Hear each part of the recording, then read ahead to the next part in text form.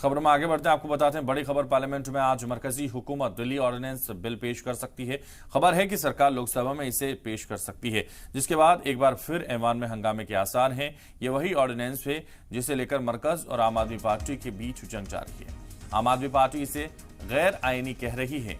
हाल ही में बेंगलुरु में हुई अपोजिशन पार्टी की मीटिंग के दौरान कांग्रेस ने भी इस बिल की मुखालफत करने का ऐलान किया था और कांग्रेस ने अपने वादे को पूरा करते हुए आज अपने सभी अरकान पार्लियामेंट को व्हिप जारी कर ऐवान में मौजूद रहने को कहा है और कई और अपोजिशन पार्टियों ने ऐवान में इस ऑर्डिनेंस पर आम आदमी पार्टी की हिमायत करने की बात कही है।